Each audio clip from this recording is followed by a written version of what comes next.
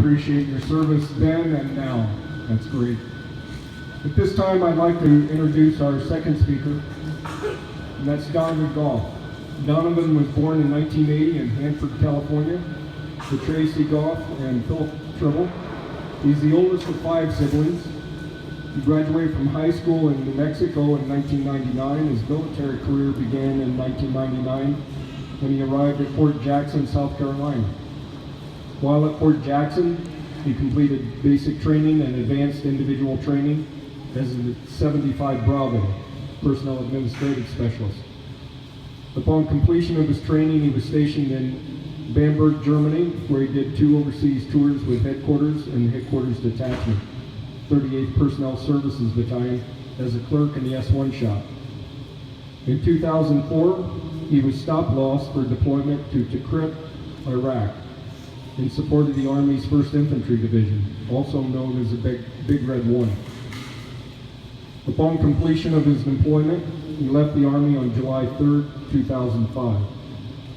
His permanent awards include the Purple Heart, Army Achievement Medal, German Armed Forces Efficiency Badge, Army Driver's Badge, Army Good Conduct Medal, Iraq Campaign Medal, with 2 campaign stars, the Global War on Terrorism, Service Medal and the National Defense Service Ribbon, and the Army Service Ribbon, and the Overseas Service Ribbon with numeral 2.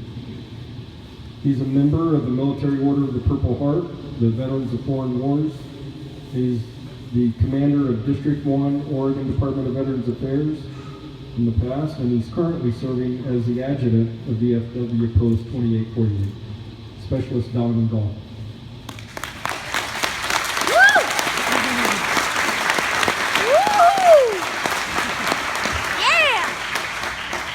My mom was supposed to be here today, but got a little ill. You know, it meant a lot for me for her to be here because I was going to throw under a bus a little bit. Growing up, I put her and my dad through a bunch of hell. My dad served in the Air Force for a little bit, so when I joined the military, for him it was, why didn't you join the Air Force? Why didn't you join the Air Force?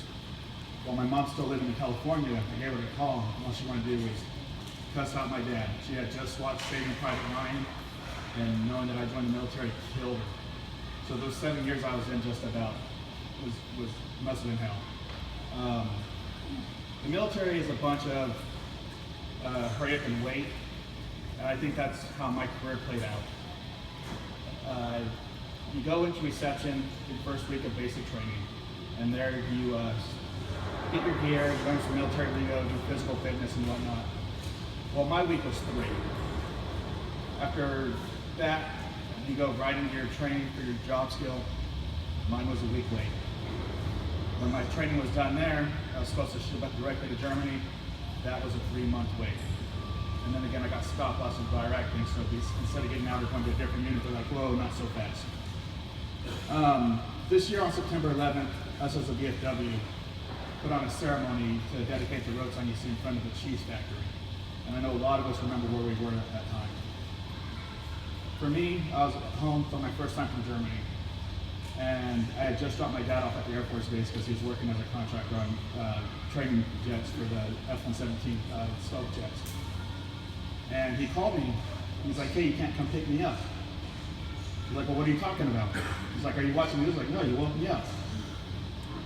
He's like, well, watch the news and then call school and tell them football practice is canceled. Okay, got up, watched the news, there it was. Trade Center 2 just got hit. Brother comes walking to the door. He's like, what are you doing? I'm like, oh, the count at school. I was like, well, I guess they know about football practice then.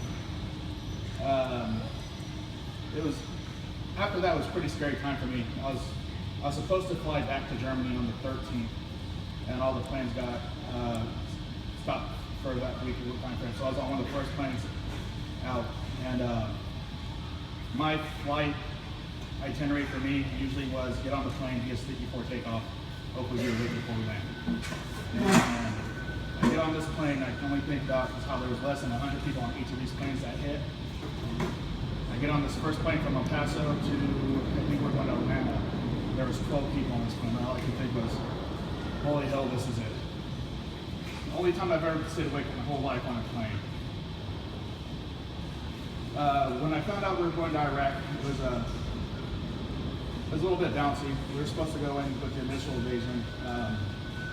Our division was supposed to go into Turkey and be support for a northern attack until Turkey said no. So we loaded up our equipment, it went. We found out we weren't allowed into Turkey, our equipment came back, and we were going the following year. While I was in Iraq, I covered a bunch of different jobs, a lot of convoying, pitched a lot of mail. I got to work on the flight line, doing manifest at night, which was kind of cool. Soldiers coming into the country, going out of the country, would land, make sure you know if they were on roads or whatever. And at the time, they did the wrestling thing, the Christmas in Iraq wrestling thing.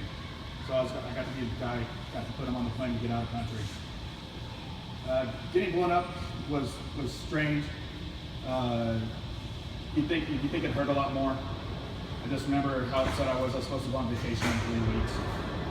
Called my mom, told her, you know, hey, I'm back in Germany. It's going to be more than the 2 weeks I told you before. And she's like, well, why? And I was like, well, I got blown up.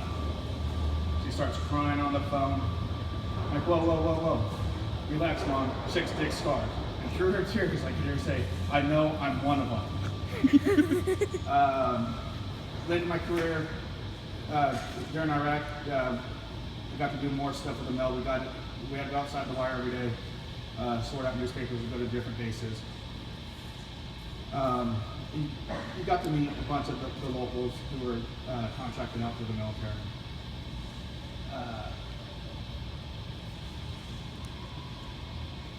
And it was just a different experience over there, and it was so hard hearing people at home talk about how all they hear on the news is how this person got hurt, this person died, and we were doing so much more over there. We were paying these guys to come into our base, fix up structures. We ourselves as a unit were sponsoring a school. We got them air conditioners, sports equipment, desks, stuff they didn't have delivery of before during the Saddam reign. It's not the same when you see stuff on TV nowadays and when you see stuff when you're there. And you just shake your head.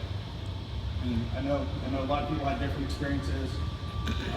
For me, if it wasn't for getting blown up, I'd have had a blast. And I'd like to thank everybody for coming out today. You guys make this event special year in and year out. Makes me proud to be a member of this community. And that's all I have. Thank you.